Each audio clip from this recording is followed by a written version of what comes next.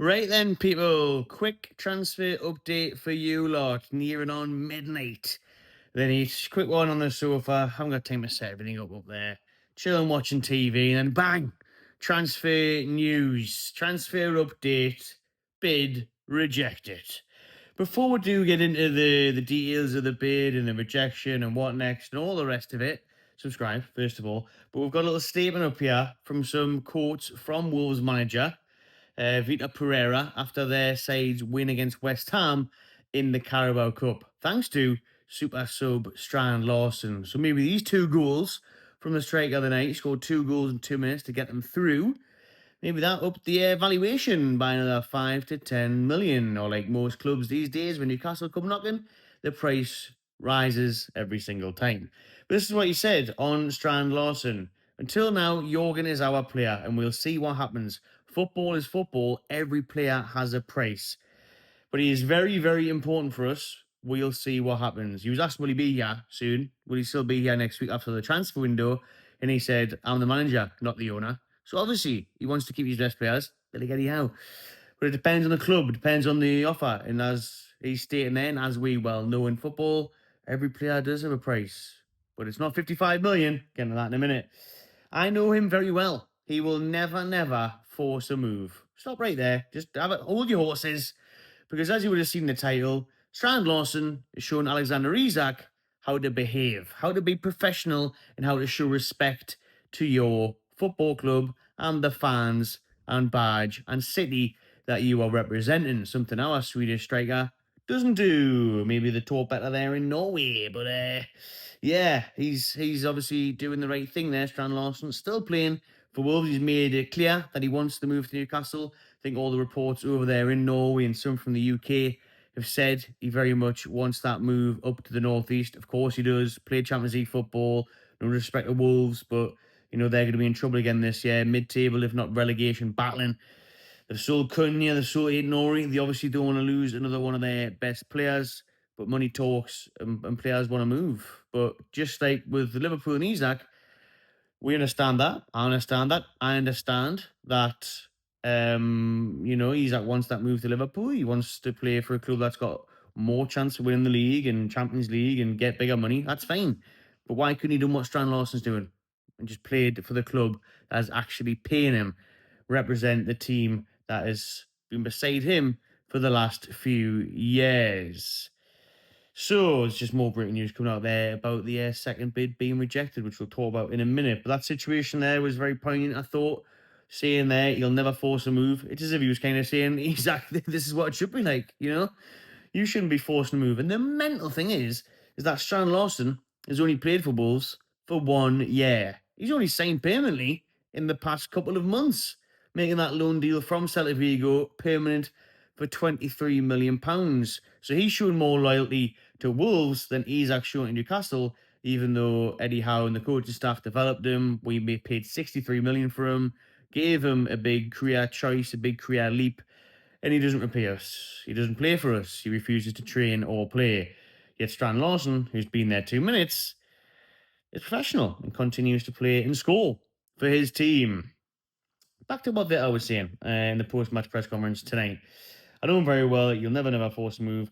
There are players I have known in this situation, and they just ask me not to play. But Larsen wants to play every time. So right there, that's the kind of character we need. There we go. That's the type of player we want and need. Not your Isaks, your Larsens. Even Vita's saying there, the Wolves boss, saying it remains likely Newcastle return with the third bid as more reports come out as I'm doing this video. What's going to be next? What's the rejection next? We'll get into that in a minute. We'll try and get through this Vita press thing. But yeah, it's nice to see that Larsen is actually a decent bloke, a decent professional, and he's not refusing to play. He wants to play. He wants to come on, wants to be involved. Unlike players that the Wolves manager has managed during his career, but also, as we're seeing highlighted right now, with Isak. Finishing off on his quotes there, the Wolves gaffer.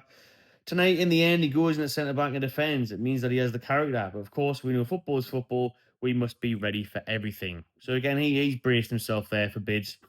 One's went in tonight and it's been rejected. And that bid is £55 million. So yesterday, we had a bid rejected for Jorgen Strand Larsen of £50 million. Apparently, it's all up front as well. No add-ons, no structured payments. 50 million, slap bang wallop, but it was slap bang rejected, unfortunately. Newcastle have returned today with 55 million. It feels like we're getting close on this one, but I'm reluctant to really go all in on that because of the summer we've had with rejections and Sesko bids and Ekitike bids. And whenever we try and sign a striker, these things continue to happen. So, yeah, it looks like a third bid is being prepared for Strand Larsen. That'll probably be £60 million tomorrow. Will that be rejected or accepted? Surely Wolves. I say surely. Listen, just like Worcester at Brentford, it's their prerogative what they value the player at, what they think they can get out of him. He's just signed a new deal. He's the only deal, his permanent contract at Wolves this summer. So they can demand what they want. Their goals, his goals, could keep Wolves in the Premier League. And then what the problem is though, is that Wolves, if they get 60 million, they're then going to go and try and sign his replacement. Teams know they've just got money for their striker that's just left. Like the position where if Isak leaves, everyone knows we've got a nice kitty there to spend and the price continues to go up. So they've got that issue with price tags, but they've also got a bigger issue potentially of the clock ticking down to Monday's deadline. Only a few days now left of the transfer window. So that makes it harder and harder for clubs to sign players as that gets closer and closer to closing. Obviously, depending on who you're trying to sign and whether that player wants to move, whether the club want to sell him. But it's difficult now. We're seeing that with moving on to different lists, different targets. Wolves will be seeing that, whether they're trying to line up players. Brentford have seen that with Wissar and all the rest of it, Liverpool and everything. So it's going to be tough. Newcastle likely to go back in though for Jorgen Strand Larsen. It looks like Eddie Howe is definitely targeting the 25-year-old Norwegian as Wilson's replacement, maybe. I think it could be both in terms of Wissa still coming in. It looks like Newcastle are going to move first on Strand Larsen, try and get him in. And then if Brentford do eventually sign some replacements, then they could get Wissa in and rotate the pair of them and potentially allow Isak to leave if a bid did come in of 125, 130 million pounds. What is this now? I mean, it's like Newcastle, yeah, more people reporting that now about Newcastle going back in for a third bid for Strand Larsen. So stay tuned, everyone. Make sure you subscribe to the channel and hit the notification bell so you don't miss a video. YouTube's also got a new feature called the hype button. So if you fancy scrolling along a little bit at the right, click on hype, and that'll help the channel as well. So drop your comments below what you make of the Strand Larsen pursuit. Is it one that Newcastle should continue? Is he a striker you fancy? I mean, 60 million is mental if we do go that. 55, but it just shows the market we're in. It shows the potential desperation of us, but it also just shows where we are at and where football's at. I mean, they signed him for 20 odd million 2 months ago, and now they could triple their money. I think they're looking to hit that. It looks good, doesn't it? On paper, they can say, well, we're getting 60 million for a player that we just signed for 23 million a couple months ago, and he's only played a couple of games since then. So it's a big profit margin. That's not bad business at all from Wolves, is it? Tripling the money on a player that quickly is mental. But I think Strand Larsen's a really good signing. You know, I think I did a video a couple weeks ago on this. He's got all the attributes to improve, to showcase his talents, to be a top striker in this league. 14 goals last year for Wolves. I think he's a very decent addition and someone that will only get better at Newcastle. But that will do for tonight's very late video, just about tonight. It's nearly the morning, isn't it? So we'll get to bed and we'll get up in the morning, and no doubt there'll be more breaking news for you lot, as I've got a feeling it's going to be a very, very busy few days in the end of this transfer window. So cheers for watching, everyone. Good night, and I'll see you on the next one.